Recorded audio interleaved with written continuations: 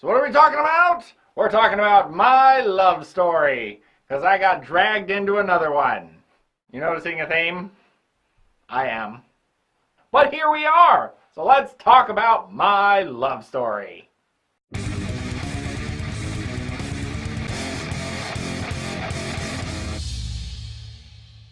Turns out, once again, I laughed out loud a couple of times. I was like, ha ha. So that happened. Not drama, teen romantic comedy. Boom. What really makes the show is the characters and how they're portrayed, mainly your main guy, Takio, because he is kind of bonkers. Just a little bit. They do stuff with him that they don't do with anybody else. I would say that they leave a lot of manga-isms in the anime, but they do that for everyone. But the weird facial expressions, his weird like stoicness, only Takio gets that, and it really adds to the likability of the character because he's really likable, and you can't help but like his giant dumbass because he's kind of a dumbass. He's not just oblivious to girls, he's oblivious. I do like the way the story is told because normally this would be about Takio's really attractive, super popular friend Suna, who's the really attractive, super popular guy, because he is.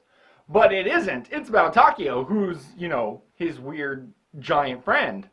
And how does Takio meet the girl of his dreams? Well, you know, he saves her from a pervert on a train, because he does. So, good job.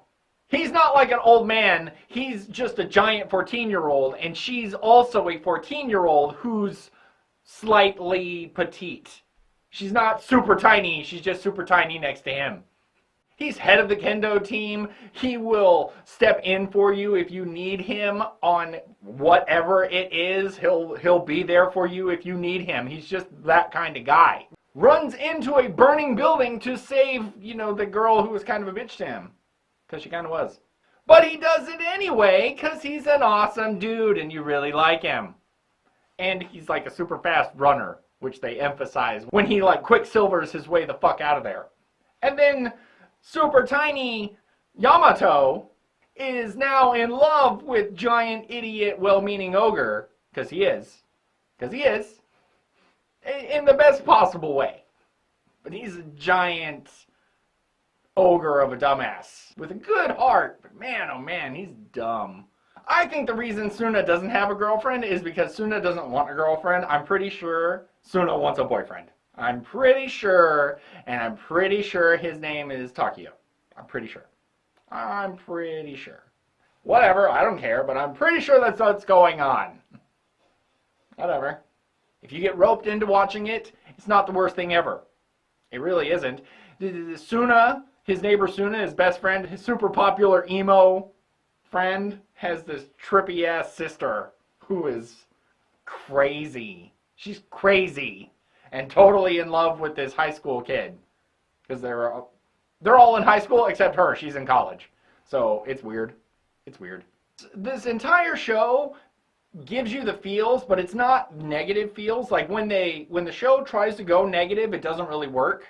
Like I don't feel bad for the characters, but when the characters, especially when Yamato and Takio are together, your main couple, it does make you feel good inside. You're like, oh look, he's super tall and she's super small and they're so adorable. That kind of happens. And there's also something about the way they characterize Yamato, because every once in a while she'll just like fall on her face, because that kind of happens a couple times. She'll just like fall on her face. They don't really make a big deal about it, and it usually happens when she's like exiting. But she'll just kind of fall on her face and then just get up and run. And you're like, really? Did that just happen? And you're like, really? Did she just like eat it and then get up and run? Okay.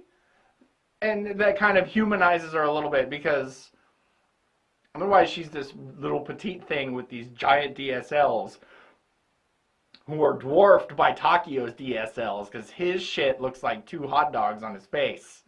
Takio is so big, when they go bowling, he's just like palming the bowling ball, right? She can't even pick it up with 2 hands, right? He's like gigantic. But it's funny because they're both so awkward. They're really awkward, but it's really like sweet.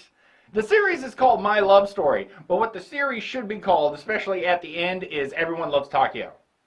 Because everybody loves Takio. You, as an audience, love Takio as well, but it should just be called Everybody Loves Takio. Because, it's true. It's true and it totally happens. And they explain why he looks that way, which is kind of hilarious. His dad's super handsome. His mom is also super handsome. I say handsome. His parents are the oddest couple, and he is like perfect 50-50 down the middle, both of them. It's not bad. If you have to sit through it, you can make it. If your woman says, how come we always have to watch your kind of anime and we never get to watch my kind of anime, if she puts this anime on and you have to sit through it, it's not terrible. You can make it. It will make you laugh. And it'll probably make you feel good. It invests you in the characters. The animation's not bad. I like the style. I really like the art style. The art style looks great. They do this half-finished background look that I kind of appreciate. The voice acting is great. Obviously, it's still in Japanese, but it was great. It's already been turned into a live-action movie, so check that out. There's a scene where Takio has to practice kissing, and I kind of want to see that live action because that was hilarious. That shit was funny. That shit was funny as shit. Alright, I busted up. But that's the surprising thing about this anime, because as girly as it is, it's still really funny. So there you go. That is your saving grace as a dude.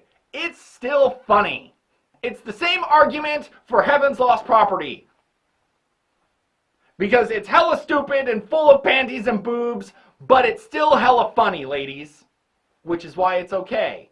Because if it wasn't that funny, you wouldn't be on board. But it is, so you are. Guys, same thing. It's actually really funny, so you're on board. My official rating and my unofficial rating system, totally watch-worthy. Check it out. You can still find it on Crunchyroll. Scope that out, and maybe check out the live-action movie. Why not? Pussy. This is AniView by Dave. I, of course, am Dave. If you have any questions, comments, confusions, suggestions, put them below, and I will get back to you. See you next time.